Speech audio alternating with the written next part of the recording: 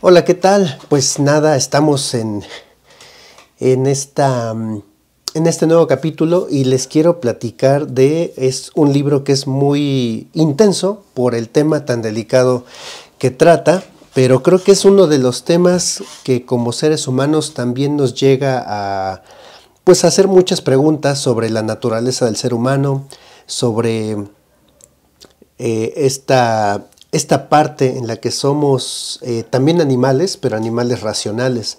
Y entonces este tema es el tema del canibalismo. Es un libro que les quiero recomendar porque te abre toda una gama de aspectos y de reflexiones de biología, de naturaleza humana, de también la naturaleza de los animales, un tema de necesidad y que creo que es muy importante conocer. El libro que quiero comentarles brevemente se llama El banquete humano, una historia cultural del canibalismo, de Luis Pancorbo. Y nuestro autor, él dice que pues, le tocó conocer el canibalismo a lo largo de los años, de las noticias, de las experiencias.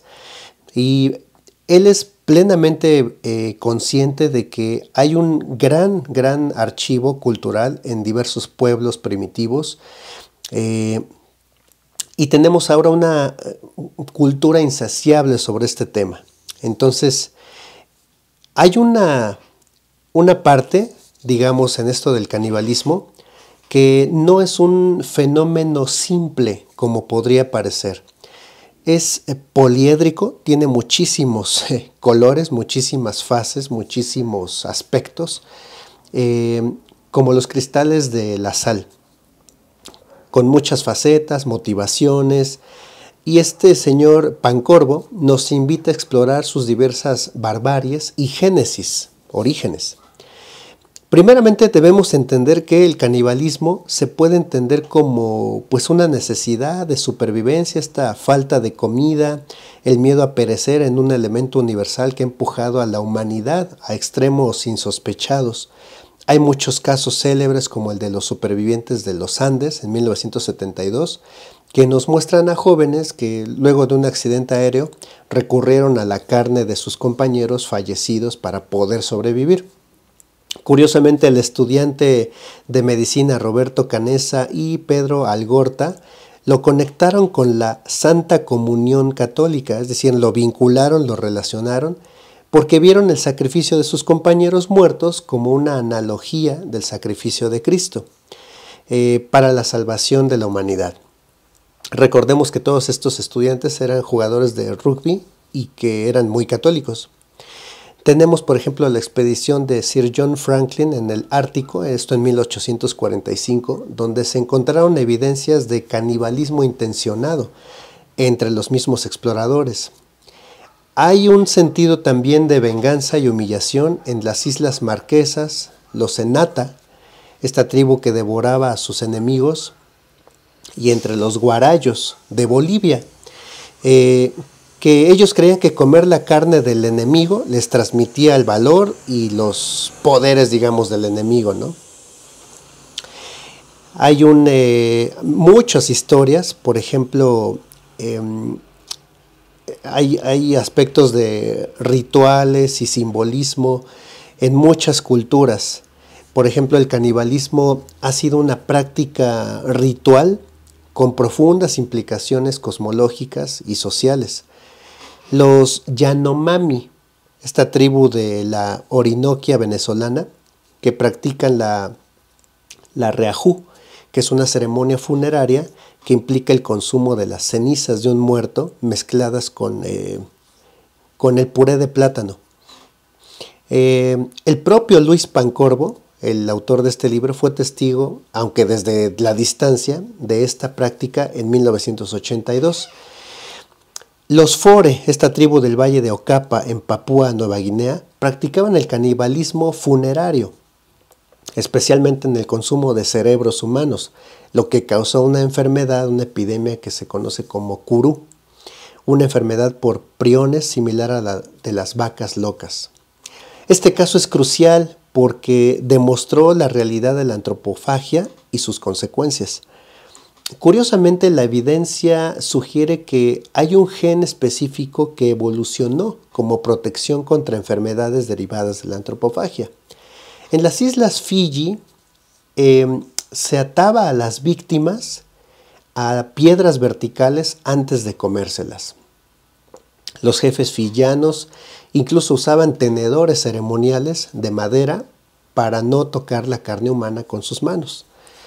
El jefe Ratu Udreude se jactaba de haber comido 872 personas, marcando cada una con una piedra. El canibalismo azteca es presentado como un fenómeno ritual donde los corazones se arrancaban y se ofrecían a los dioses. Y la carne de los cuerpos se consumía por gente importante, por los nobles. Marvin Harris propuso que esta práctica también respondía a una necesidad de proteínas debido a la escasez de grandes herbívoros en su dieta. Entre los Bimin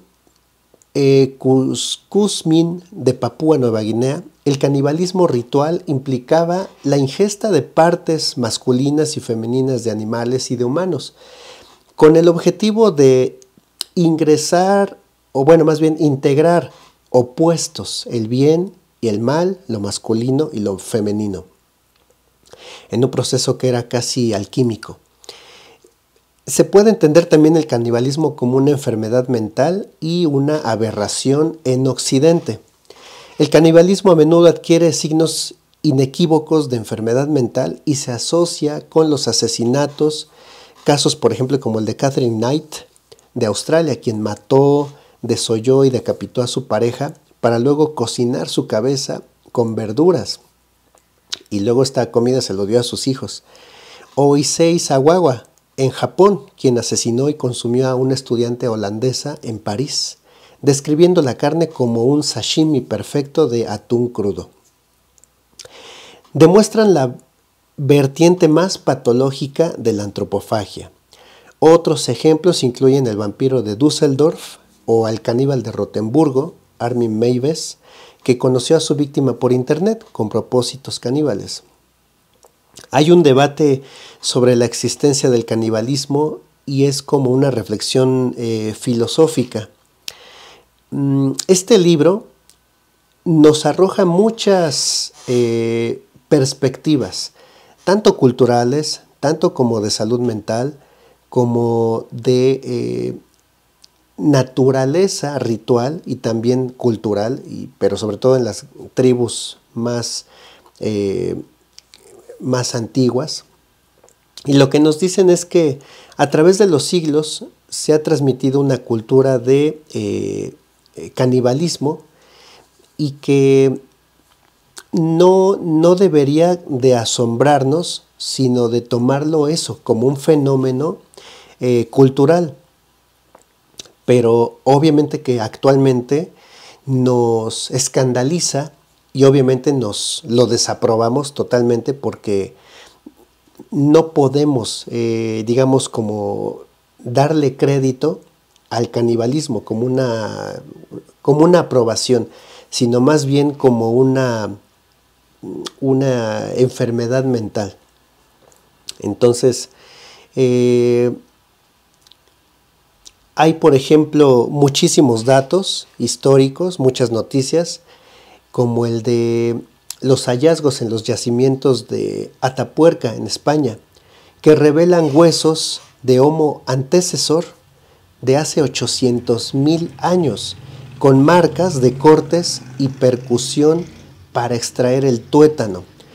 Y esto sugiere un comportamiento caníbal sistemático. Los neandertales también muestran claras evidencias de haber devorado individuos de su propia especie. Por lo tanto, el canibalismo en la imaginación occidental y su relación con los otros. Para la cultura occidental, el canibalismo se ve como una proyección de lo salvaje, de lo bárbaro, de lo irracional, pero en el fondo este libro lo que nos quiere dar, lo que nos ofrece es una perspectiva también de de un aspecto que bien se puede entender como una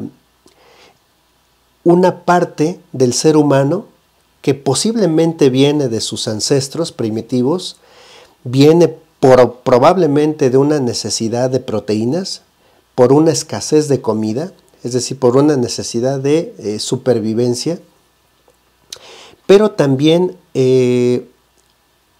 nos habla del aspecto filosófico, es decir, filósofos como Michel de Montaigne, Rousseau, dicen que cada quien le llama barbarie a lo ajeno a sus costumbres.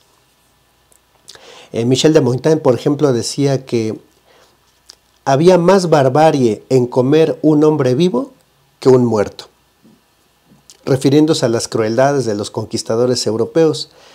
Y la literatura occidental también ha explorado este tema, por ejemplo, en cuentos como Hansel y Gretel, que para evitar ser comidos por una bruja, estos niños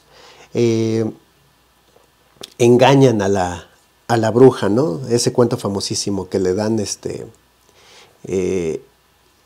como era la bruja ciega, Hansel le mostraba un huesito de pollo para que la brujita pensara que estaba flaco y que necesitaba comer más. Está el personaje de Calibán en la obra de Shakespeare, quien se vincula con los caribes y que se ha interpretado como una metáfora del antiimperialismo y el anticolonialismo. Hay formas inesperadas de antropofagia y de comensalidad.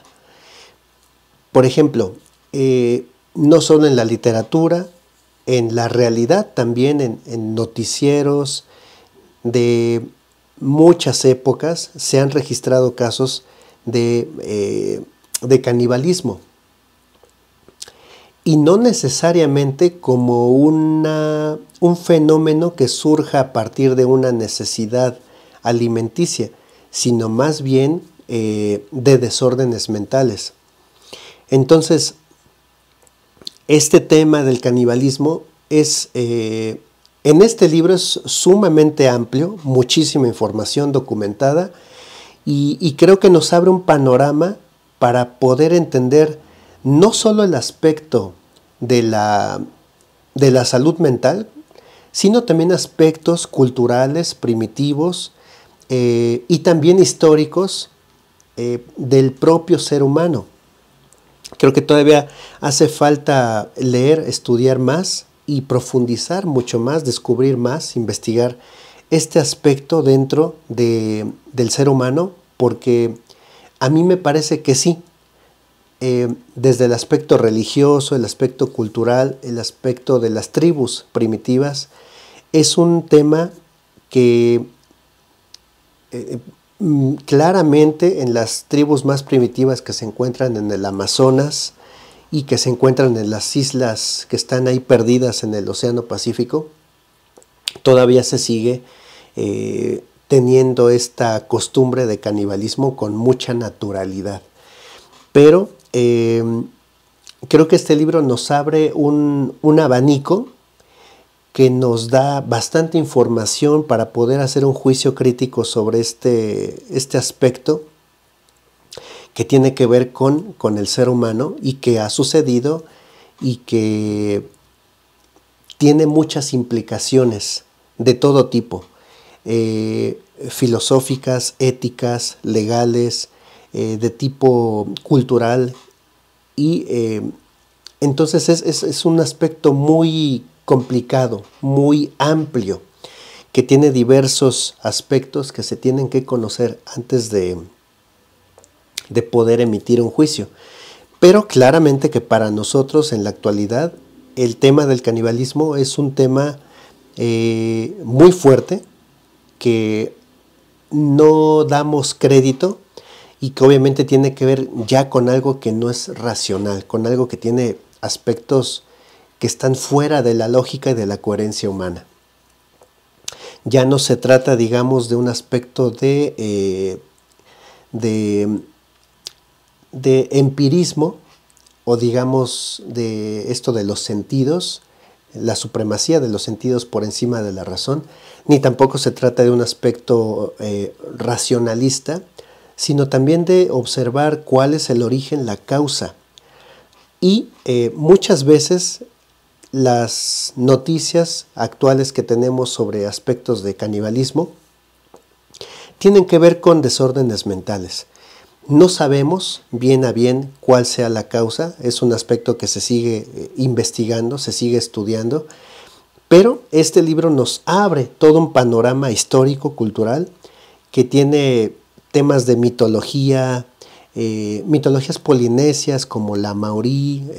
Los humanos son caníbales porque decían de una deidad caníbal que devoró a sus hermanos y a su progenie. Entonces, por ejemplo, el canibalismo del chimpancé y de otras especies también nos recuerda que el ser humano no es el único en practicarlo. En los animales y en los insectos se da también ese fenómeno del canibalismo.